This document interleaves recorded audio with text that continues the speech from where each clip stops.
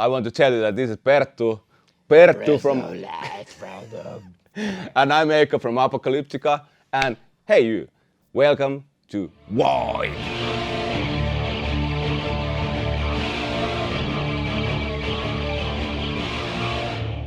Hello, I'm Christina. Welcome to The Void. We're here with Apocalyptica. Perttu, Eicca, welcome. Thank you for coming to our fine country and to perhaps the most beautiful venue in the country. It's actually really amazing to be here today. So you guys studied classical music. What was the first thing you learnt about heavy metal culture, which is obviously another musical culture with its own history? I was going via Jimi Hendrix and Billy Idol into Metallica.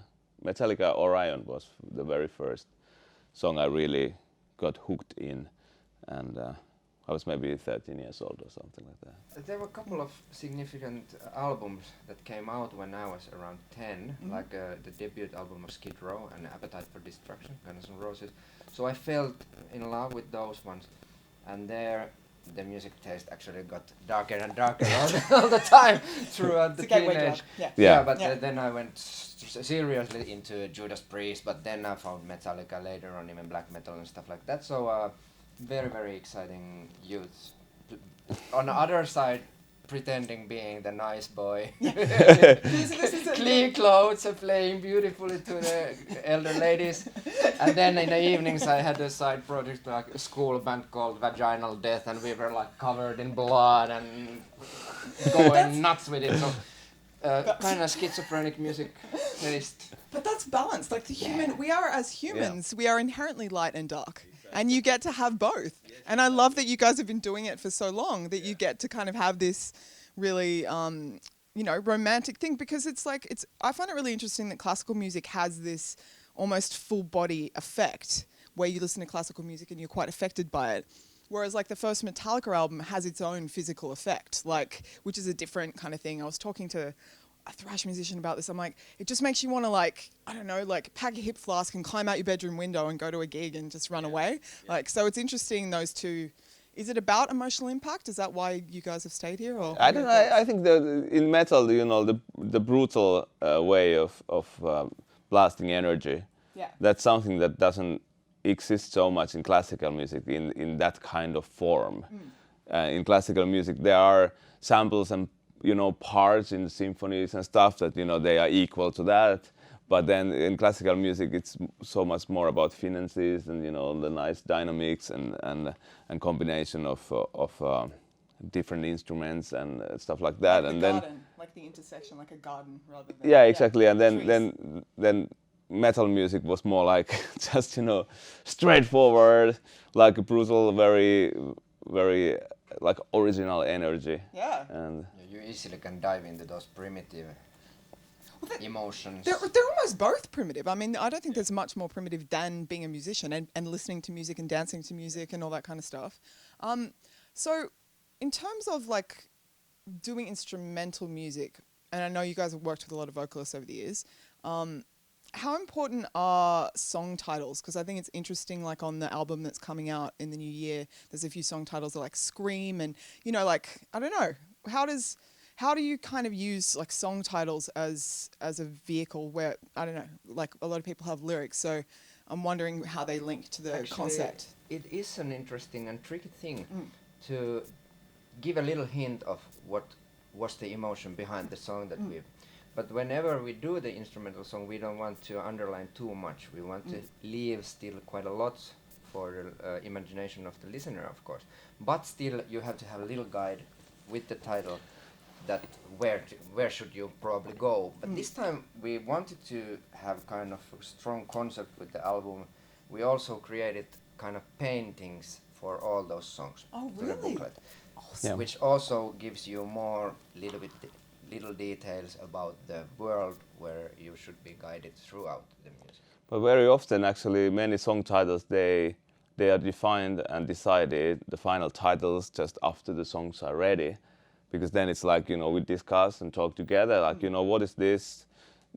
What does it feel like? What do we feel when we listen to this, and how we could present that, but not pointing out like to not dictative way.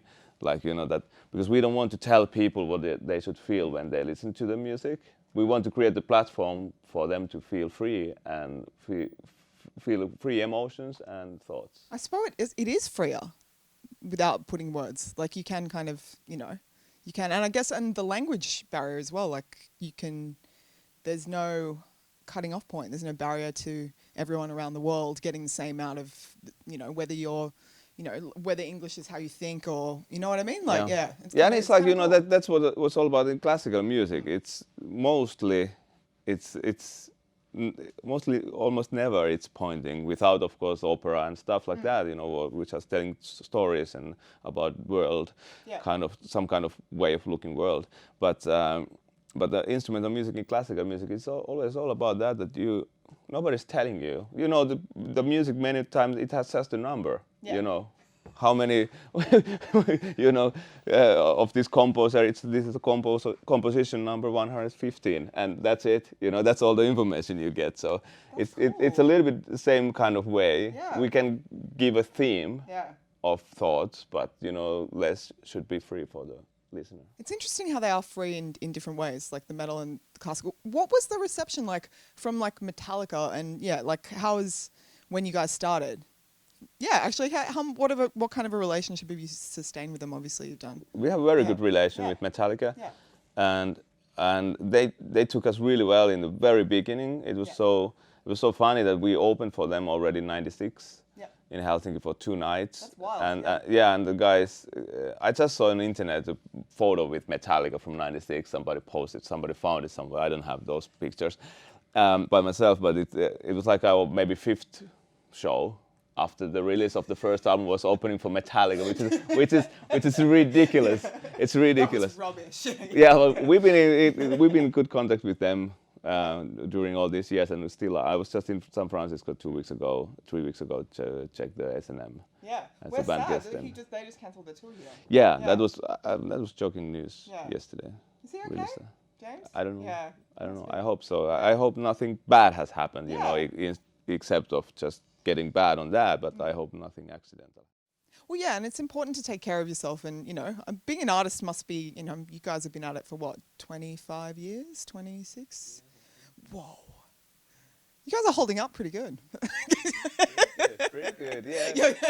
We are like Sydney Opera House. Look. From distance. It's all rotten inside. Exactly. Yeah. That's a great comparison. So orchestras and stuff, are they all wild and crazy like rock bands? Like people always think orchestras are, you get the impression from the outside that, you classical music folks are all together, but maybe you guys are, maybe it's worse than I worked 8 years in Helsinki Philharmonic Orchestra. Oh God, he's got some and stories. we have had our wild times. Yes. But our tours never were so life-threatening as the symphony orchestra tours in youth. Seriously, people dies in classical orchestra tours. Well, from partying. Yeah. I love that. I'm sorry, that's that amazing. was maybe in 70s. Yeah. But one No one knows this stuff, But it's, I would guess that it's because of usually classical orchestra, those musicians, they have this one shot per year. They're not. They go to tour once in a year to Canary Island or some other. other. They're not doing 40 days. Yeah. And then during those 10 to 14 days, you have to drink. You have to take everything out of it for the whole year. It's just like So heart really, attacks and trembling bow hands. And I had my wildest years when I was still, hanging out with classical people. That was the wildest years. Much. I'm so happy I'm still alive. Okay, I'm so far that away. people are puking into their horns and continue playing like in professional level. So it's amazing. This is the greatest. But luckily, it's It really decent is. nowadays. Yeah, it's getting like everywhere. It's like.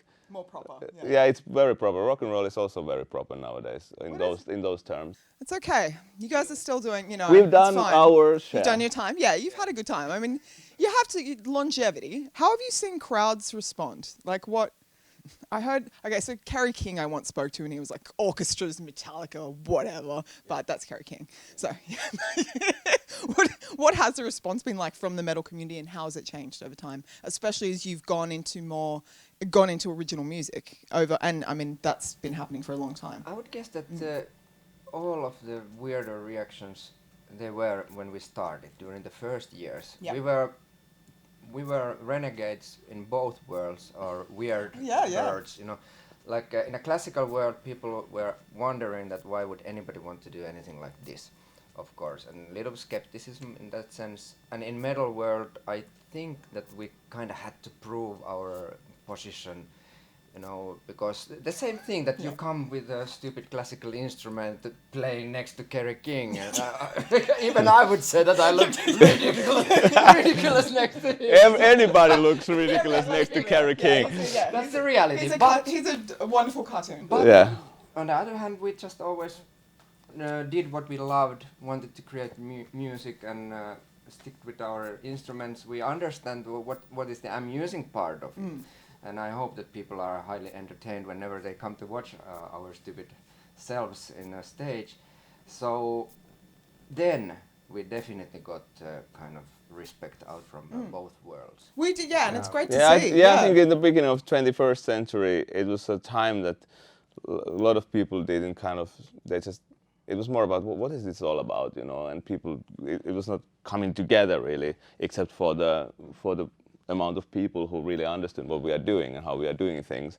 But now it really feels like we are getting in the point we've been around for so long time that it's not only about wondering, well, what is this? What is this? It's more like understanding the music and you know, the main essence of the band. Yeah. Not just thinking that, whoa, they play metal by cellos, that's fucking cool. You know, it's like, yeah, it's more like, okay, they make exciting music. And And I feel like maybe people are a lot more open-minded to things being a bit more adventurous and open to things being a bit different. Like, there are only so many ways you can, you know, everything has been done, but it hasn't. I think, you know, bands like us, we benefit from the change of internet. Yeah. In terms of that, you know, it's not anymore gatekeepers, you know, who decide. In the past, we had the singles were the kind of the tools to promote the album, you know, to get it reachable for audience. Yes. And then the information out.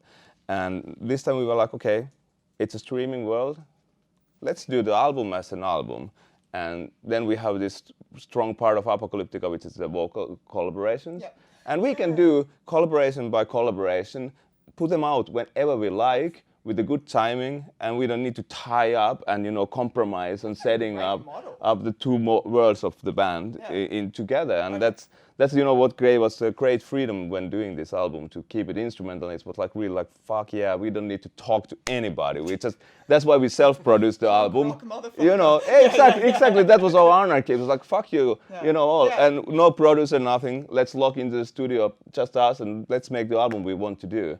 And not ask anybody, you know, what they think about it. And then, on the other hand, if we have a great singer we want to work with, we can go and find good timing when it's good timing for you, you know, and let's make a great song together and put it out. So. Who's your dream singers? If you don't mind, you do have a list. I bet you have a list already. No. David Bowie. Yeah. Bowie would be amazing.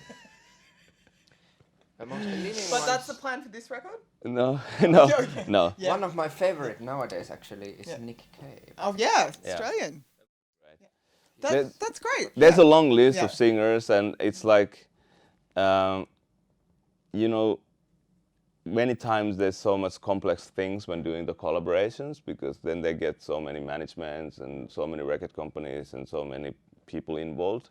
So some things are very tricky to make happen. So we are aiming for that, but, you know, we are not counting always on that, you know, to getting the, you know, something, you know, already dead, you know, people back alive. But, you know, then in the other hand, we have a lot of people that are great, really great, we admire, and we are in good contact with them. And then, you know, we like to do things, you know, the smooth. It's like we can control, you know, if the thing is happening. We had, you know, the problems with the singer rights that, you know, we made an agreement with certain singers and you know, the schedule and everything, and then suddenly something changed, and then suddenly it was like, no, you don't get the single rights. And we were like, what the fuck, you know, we have a great song here and we can't release it? What the fuck are you talking about? So we wanted to get, it's frustrating. It's been so frustrating with a couple of albums.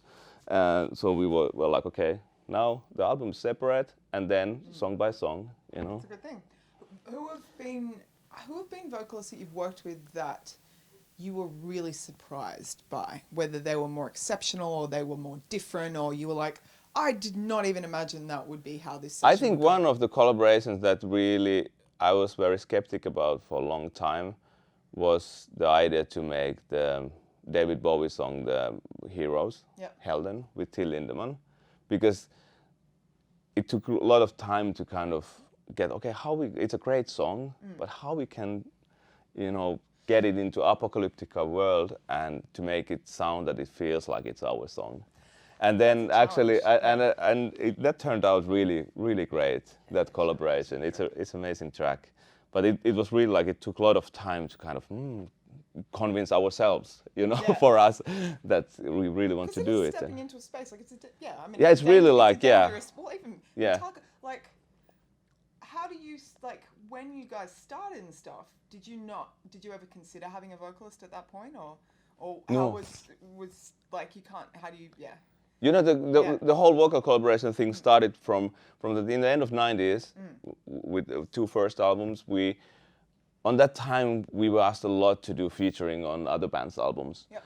And we did that, and when we turned on the third album, Cult, we turned into original songwriting. Yeah. And when we released the album, it was like, it would be actually very interesting to explore that, what happens if we invite a singer into Apocalyptica world. And then we released The Path, Volume 2. That was the first vocal collaboration with Sandra Nasic.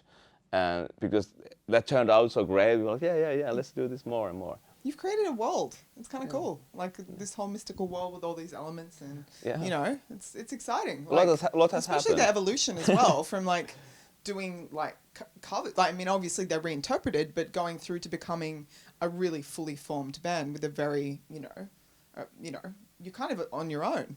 Yeah. In a good way, like you don't want to be a bunch of, It's cool. Yeah. At the moment, we feel very free. Yeah. On what we can do, and that we really feel that, okay, we have a structure now, we have built structure for ourselves, work-wise, that we feel that we can do exactly what we want. That's a pretty great situation. It's a great situation. Yeah. What has been the biggest challenge that you faced? Stay sane. Yeah. Staying sane, but one of the main things, and I would even call it that it's our biggest achievement, has been maintaining the personal relationships in between the members. Yeah. Which always hasn't been easy, but it is the key thing in if you are married with 4 guys. Well, Yes. I was about to say it is marriage. Yeah. It's a like, life sentence. Yeah. So there would be nothing. Hopefully it's a life sentence. Yeah. There is nothing if you lose the connection. Yeah. Then there is only isolated persons probably playing on a stage, but they are not playing together, and they are not creating something together. But for us, it has always been the main thing that we have to be friends, as good friends as we started, or even I would say at this point we are even better than ever Nice. together. So that has been the main thing where we always had wanted to work. And you've had some discord, obviously. Absolutely. Yeah. Yeah, that's the Like biggest serious, achievement, definitely. Yeah. That we are here tonight in Sydney Opera Hall. That's only because of that, what Perttu said. Yeah.